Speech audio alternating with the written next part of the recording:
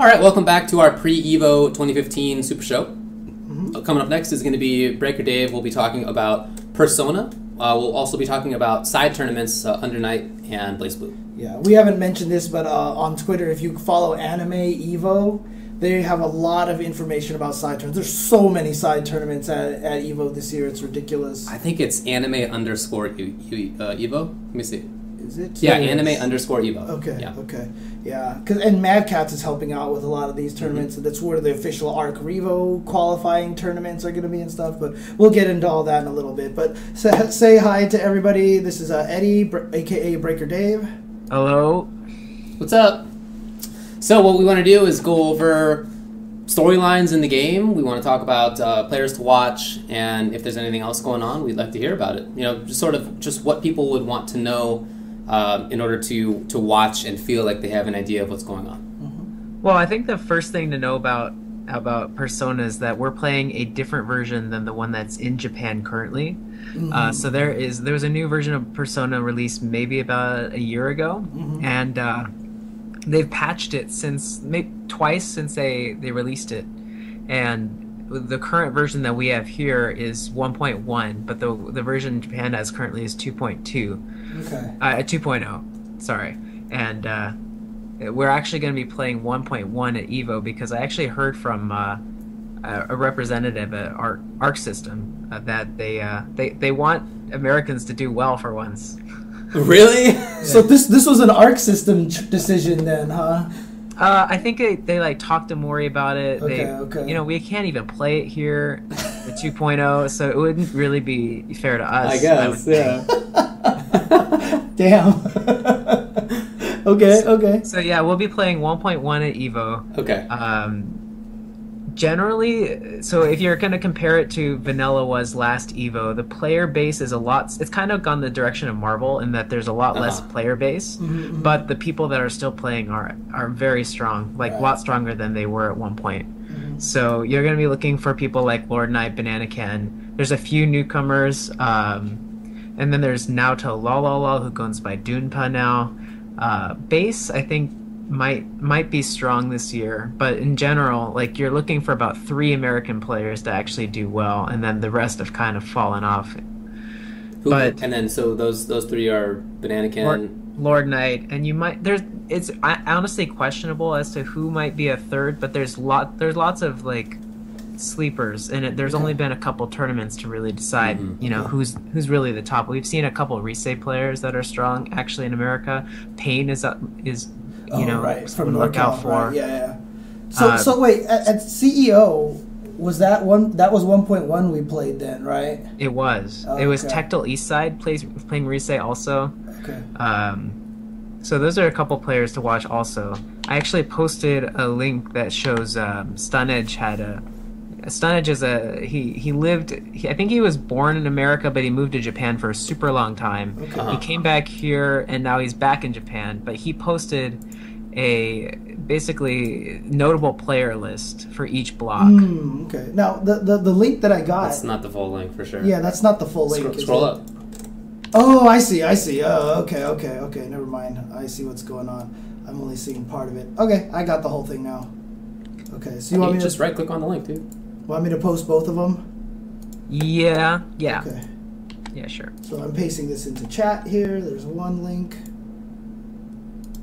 And there's another one. Boom, there you go. Okay. But yeah, Stunedge is really good. He translates a lot of the patch notes for us when new patches come out for either Blazblue, Persona. I think he even sometimes might do Unio. But this is basically your Bible for what's going to be happening, top player wise for each block. Okay, cool. And you can see that there's a lot of Japanese players coming for this game. I think it might have had like the second most Japanese players like signed up for, or maybe the most signed up for Persona. Okay. So heavy Japanese that makes sense. Representation for this game. Cool. You can see like block 1, you're going to be looking at Taiichi maybe to win the whole tournament. He's a top ranked Persona player, and he's in that block 1 top of the bracket. Dunpa is American. He, it'll be tough for him to make it out of this with Aguro Narukami, maybe the strongest Narukami in Japan, also in that block. And Ui Rise is a Japanese Rise, very strong. But you look at all these Japanese players, and then very few Americans. You're gonna look very few Americans. Yeah, that makes sense. So it might have the same as Blazblue last year. It ended up, I think there was one American player in top 8, and that was SG, and he did very well to make it that far. But you might have similar to Blazblue as last year at Evo for Persona this year. But Banana Ken earlier this year did manage to beat Soji at CEO. Right. So Banana Ken is kind of the America, Banana America is our last hope. And he's in Block 4. So it's I would say Block 4 is the block to watch if you're trying to find an American doing well in Persona. His pool is a little bit scary in that there's a Shadow Mitsuru who I haven't watched, but if you haven't played Persona before, the Shadow characters are super explosive. So what they do is they activate what's called a Shadow Burst, and they basically get access to infinite supers for a certain amount of time, and each super uses up a little bit of the 100 meter that they use for this special mode. So Shadow Mitsuru especially, she does maybe 90% of your life when she activates these combos, and that can just be a random hit. Most of it is unburstable. Okay. So you have to be very aware to not get frauded out by that type of character. Okay. But Banana Ken Jonah is a very strong Akihiko player from SoCal, right above him in that bracket. So they could potentially make it out. Grover is probably considered the third best Persona player right now. Narukami, very strong character, but he's in Adachi from Pet from Japan, very strong Japanese player. But I think Block 4 probably has the strongest American representation. Okay. So, what characters do you think that people should be looking out for? Top character, it's Narukami, the main character. Okay. But all of the new characters are dangerous. Margaret, the character that Tahichi will be playing, is very, very strong. And she's actually from Persona 3, even though it's called Persona 4 Arena. Right, yeah. There's a few Persona 3 characters. Mitsuru is a Persona 3 character. Teddy is a super strong character, again. Aiga is still super strong, and actually there's a girl from Japan who's coming to America. And she's also really good. And I don't know if you've watched James Shea's streams. But he had Mui on. Her name is Mui. She was on his stream. She said she's been practicing 3 hours a day for this tournament. Wow, okay. Now, what about James though? Is he a threat at all? Do you think in this tournament, or?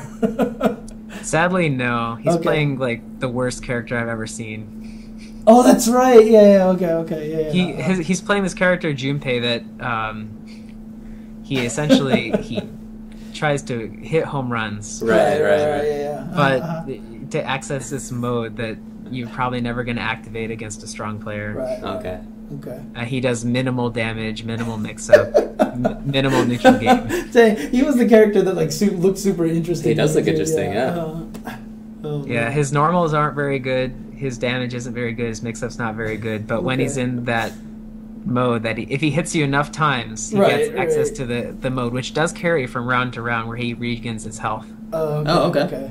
So if he manages to get to that mode, if you make a couple mistakes, you could be a little bit scared of Junpei. Right. But I actually have a feeling that there's a player, Lord Pengtong, is in that pool for Shay. He might just lose to Yukiko. Oh, okay. And I know that Lord Pengtong has been really grinding this game out. Is there really someone by the name of Lord Pengtong? Yes, Dynasty Warriors. Yeah, dude, it's Romance of the Three Kingdoms. Don't call it Dynasty Warriors. It's gonna make me angry. Oh man. Pong Tong. There you go. Yeah. Okay. Anyways, sorry. But there's just so many strong characters in Persona. It's such an explosive game. Really, anyone could win. Adachi is really strong as I go down this list. Rise is strong. Shadow Naoto, who Naoto La or Dunpa is playing, that character will 100% you with every combo that they do. And it's unburstable because they put you in this mode called Silence, where you have no access to your persona. Right. Yeah. So when you have no persona, you can't burst. Right. So he instantly like shoots you the super, you get Silence. So he really does know a lot about persona. So he could, you know, if he pulls off a miracle in that block 1, he could be a threat. Okay. But yes, Akihiko is strong. Show and Persona Show are strong, and these are all, a lot of new characters are strong. So you're looking at Margaret's a new character, Rise's a new character, also strong. Well, just a general question for you regarding these patches. Do you know if the Japanese players even have access to the previous version? They should. Okay. Yes, I think there's an option to like move it back versions, kind of similar to Ultra. So they have been practicing. I mean, do you know if they've actually been, you know, how different are they? Like the two versions, is it significant? The two versions are pretty different, but I know that they've been practicing on the version that we have, because on the stream at least where I saw James interviewing some of the players, James Shea, they were playing the version that we have. Right. Okay. Makes sense. I just want to know how. It's much not like they're going to be like, how did this combo go? You know, right. That's months ago. Good. That's good. Because I mean, Soji, I wonder how much he practiced before he came to CEO, right? He probably was relatively in practice. It's just that there is no Shadow Labrys in Japan. Really? Oh, interesting. Okay. So even like in vanilla, in Persona 4 Arena, like the first version from Evo 2 years ago, there was really only 2 Shadow Labrys players in Japan that were remotely strong, and they both don't play anymore. What's the reason for that? Is that character not strong? The character's stronger than before. It's just sometimes characters just don't get popular. Like Blazblue, like Mew 12 is super underplayed, even though she's always pretty strong. Yeah.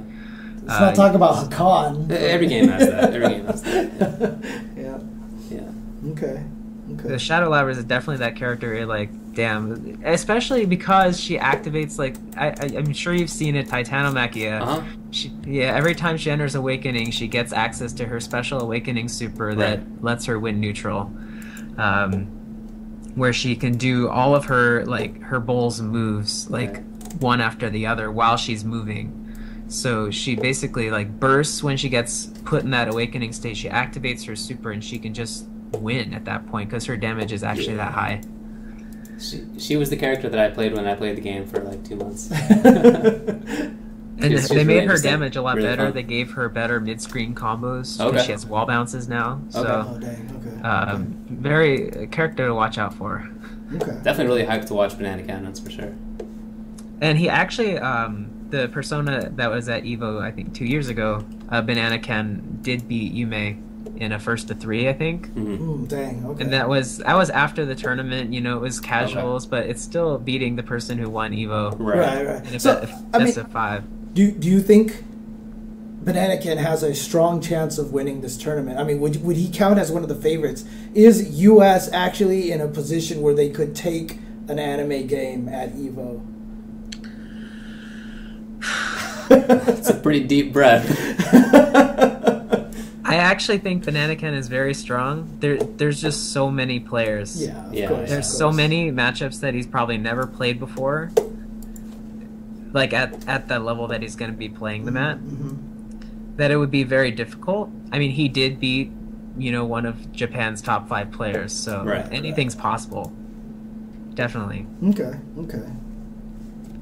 Cool. It's just when you look at this list, you just see the gods of Japan are just all coming for this tournament. Right. Well, that's really cool, though. That's really cool that they're all making it out here. So, because I mean, I know before the lineup was announced, they said that if Persona's at Evo, all the Japanese players are coming out, and so it's good to see that that they've stood by that. Even despite the version differences, that they're all still making it out. So that's very cool. They actually did, and they're all super excited. Even the SBO champ, back when SBO was still a tournament, he's coming for Persona. Nice. That's cool. He's signed up as Mr. Kit Kat. He's in my pool.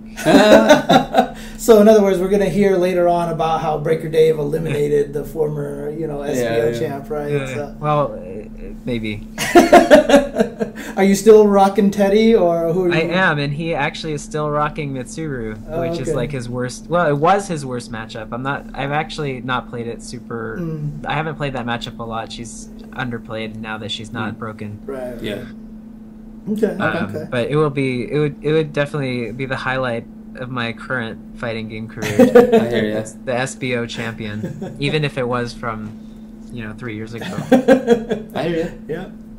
Well, is there anything else about Persona you want to talk about? Or we can move on to Uniel, or even just talk about the side tournaments in general, just overall the side tournaments. Probably should. One of the links that I put into the chat for people was the link to the Google Docs that had all the information on the side tournaments, right? So I'm going to put that in there again. And this year is really interesting because they are doing the Arc Revo qualifier. Right. So here I have on the screen here, this is the Arc Revo qualifier that you mentioned. So this is 3v3. This is the teams, and it's for Guilty Gear Xrd and for Blazblue. Now, have you guys talked about Xrd yet? We have not. Okay. That will be later. So I get to be the first to talk about Arc Revo. Indeed. Yes. So every year, all of the Arc System Works games get put in this huge Japanese tournament, and it's a team format and single elim. So you get like your one shot, and you could just be out first round, one game, like of your team. Right. And super high pressure. There's a pretty big prize at the end for the team that wins. I think it's usually about 64 teams that make, and they do qualifiers throughout the year, but they're having one in America. Right. And you have to have your passport this year. Usually when they've had Arc Revo qualifiers before, they'll say if you've proven that you are getting your passport, you could enter. But no, this year they're being very stringent. You have to have your passport at the time of registration. Yeah, because that's bitten them in the past, right? A lot of people are like, I'll get my passport, and then they just don't. They must have. Right. I would assume so. Yeah. But yes, this year, Blazblue and Xrd.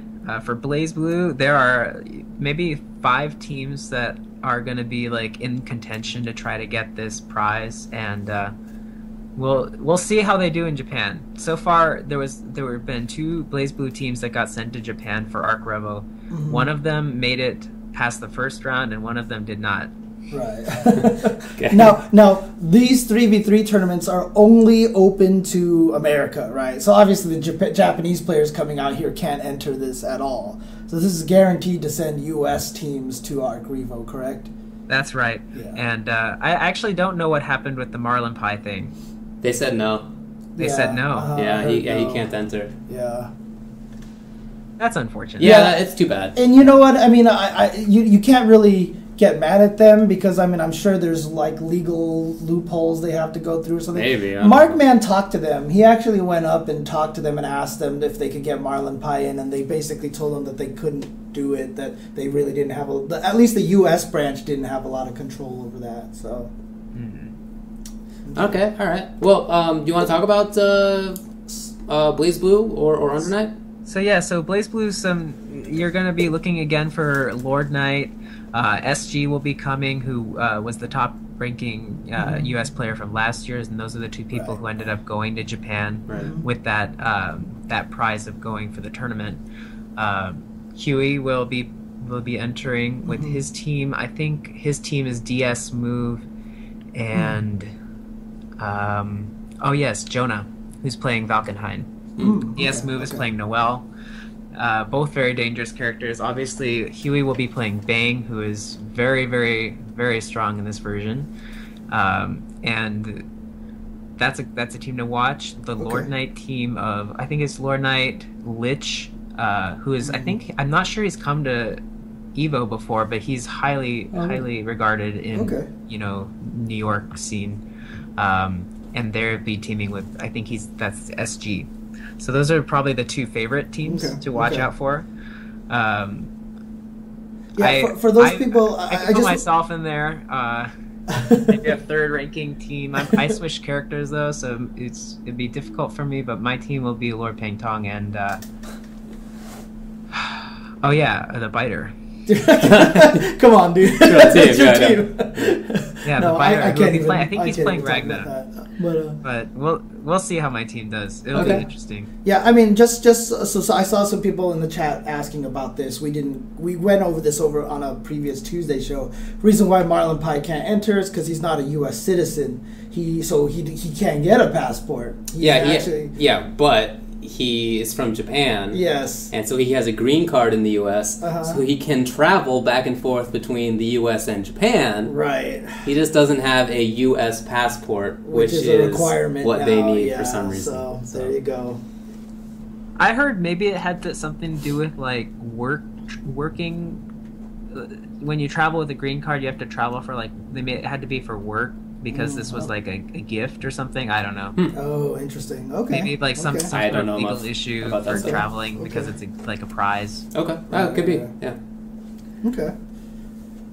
Cool. Did you want to talk about some of the other side tournaments on the Anime Evo? Or? Well, like, do you know what's going on with Under Night? I mean, are people coming? Oh, that's right. Yeah. For Uniel? Under Night should be huge. Yeah, that's what I thought. Yeah. Because even though like Persona. It's a good game. Like all the Japanese players are coming for it. It's a great reason to have it at Evo. But as far as the American scene for Under Night, like it's like actually bigger than the Persona scene. So there might be like a lot of entrants for Under Night. I wouldn't be surprised if it's in like many hundreds. Dang. Yeah. Okay. So it'll be a big tournament. There's lots of rivalries because no one's really had an opportunity to play each other yet in the game. So it'll be like the first time that all the top, like the high-ranking players will be in the same place playing each other. Right. And that will be on Saturday. And they'll probably be running the whole tournament that day. So I don't know how they're going to do that. It's going to be tough. Is that one of the ones that's going to be aided by Mad Catz? Because I know Mad Catz is running a lot of side tournaments for games on their stage in the vendor hall. I haven't heard that, but I know that Persona has run with Mad Catz before. Right. And it says that they're going to have it at the Access booth, but I okay. But if they maybe transfer the finals over to Mad Catz, or maybe they could be, and I just don't know about it. Okay. Well, you can check out some info at tinyurl.com/animeevo. ANIMEVO. Okay. You're going there now? Yeah, I'm going there right now, so cool. Check that out. Oh, okay, that's the same link. Okay. It's yeah, put this on stream, definitely. Yeah, I had it on stream for a second, but for some reason, Uniel wasn't listed here.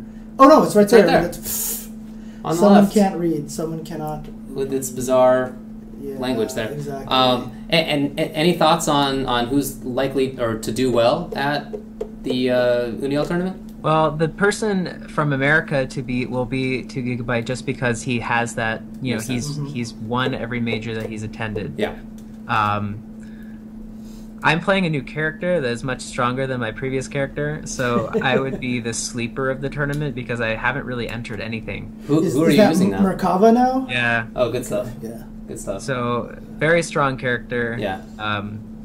People really struggled to beat my Chaos, which is... Yeah, I remember. So, I mean, for SoCal, there's myself, there's LPT, who's playing Byakuya. Very dangerous character on offense, so he could do very well. And then Byakuya was one of those characters that started off being said was bad, but then has just gotten a lot better, right? Lots of people still think he's bad. They just have no idea how he's played well. It's very easy to play the character badly.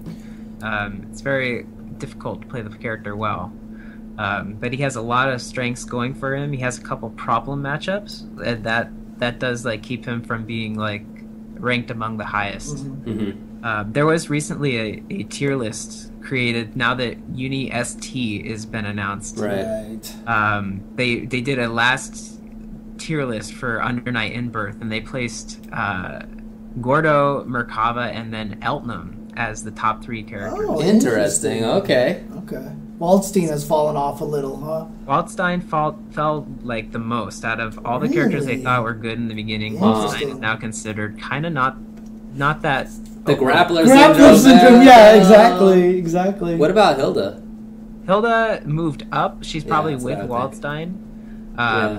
But in the end, like, if she's just playing against one of the the better characters, she just kind of struggles to keep them locked down. Yeah, for sure. Because most of the best characters have the reversal options to deal with her pressure. A question though, where do you place Arturo in terms of being able to do well at this tournament? I have a feeling that he's not going to do well. Really? I have a feeling. He won CEO. I have a feeling. Okay. I think that there are stronger Hilda players that are coming from Canada. There's 2 from Canada that I think are both stronger than Arturo, but Arturo does have the magic. Yes, exactly. Young art. If he pulls off some magic, he could like do well. I just think that he needs. Maybe I haven't seen it, but if he's grinding this game for Evo, he learns a few more setups. Really cranks down on strengthening his offense. Okay. He could be someone to watch, but currently his offense is pretty weak. Okay. The last time I watched him, Sushi is a strong Hilda player. Right. He also gave 2 GB a run for his money in winners finals of NEC. The show from Canada, he's gone to a few American tournaments and he's placed second. That was at NCR and I think PNW majors, both to 2 GB. Right. Those are 2 losses to 2 GB. Who does 2 GB use again? Carmine, that's right. Carmine is. I actually feel like Carmine is the 3rd on that list. Yeah, no, that's how I always feel too. Yeah. Like I always think really this character can't not be like top 4, top 5 at least. Yeah. I think the reason they placed him a little lower is that he does struggle against Merkava. Oh, really? A lot. Oh, okay. So I like that little snicker there. He does struggle against Merkava because Merkava dominates the aerial space. Yeah. So, right. Okay. He doesn't really get time to jump in the air, press his humongous jump C move. Right. He can't really get up and throw the wheels. And also he really thrives on being able to lock you down on the ground. So someone that flies in the air, he can't really just throw his life away trying to lock you down. Right. Okay. Makes sense. Okay. Makes sense. But yeah, I mean, I just want to jump back over here really quick to the webpage here. This is the official Anime Evo or Animevo events or Animevo. I don't know. Yeah, again, tinyurl.com/ANIMEVO. Yeah, and one of the things that makes me happy to see is that, you can see here on this page as well, not only the games, but who's streaming them. And it's awesome to see Joshua streaming Under Night and Blazblue. The Brett is streaming Guilty Gear Plus R and Gundam Versus Extreme Full Boost. And then Numaki as well is streaming all the other games here, which is Melty Blood, Actress Again, Dengenki Buko Fighting Climax, Aquapaza, and Arcana Heart 3 Love Max. So he's streaming all of those, so that's actually really cool. And if you're interested in entering, you should definitely, first of all, pre-register so they know how many setups they need, and then get in contact with them to see if they need setups, and if you can bring one, then I'm sure they're going to be hurting for setups. Yeah, for sure. But I mean, like I said, I just think it's cool because I know a lot of those guys put in a lot of work for the anime community. It's great. I know Joshua did a bunch of streaming at CEO as well, so that's really super cool. Yeah. All right. Well, anything else to talk about? I think I said my piece. All right, man. Well, I really appreciate you coming on. Hey, is there anything that you want to plug? Follow me on Twitter. Here it is. All right. Well, there's one more question that I need to ask you before we go. And I just wanted to ask about this. What is going on with this? Do you know anything about this Fighting Climax wanted poster, bounty board, or anything like that? Or is that out of your scope? Fighting Climax for Goichi. Goichi is the sort of the king of poverty in Japan. Okay. So he's just a super strong player. I'm sure that I'm betting that he probably either he or what's his name, the person who posting anime at Evo, DJ Cream, maybe be offering people to $50 money match Goichi, the king of poverty from Japan, untouchable. Yeah. So it says here reward $500 or something like that. So there you go. Goichi is probably also the favorite to win Under Night. Oh really? Okay. Oh, Yeah. Do you know who Goichi uses? Gordo. Sounds about right. Yeah. Cool. I keep turning on this Xbox One accidentally. It's Oh right yeah, here. yeah. God, I hate Dude, that. Just pull the plug after you turn it off. Okay, Turn it all right, off. We'll do. Yeah, We'll do. Anyway, Okay. All right, man. Thanks a lot for joining us. Yeah, thank you very much. Thanks for Thank having me. you. Yeah. Very much appreciated. Have a safe trip to Vegas. Thanks. All right. All right. So hang him up there. So up next, we're gonna have Steve come on, Sajam. He's gonna be talking about Killer Instinct. That's right. Mm-hmm. And I guess we'll take a little bit of a break. This game. Oh, I don't have it on here. It's not. Yeah. I want to put it on there because you accidentally turned on. I just the accidentally Xbox turned on One. Xbox One. I Yeah, guess exactly. that's fitting. All right. So we're gonna take a break. We'll come back with Killer Instinct after that. All right.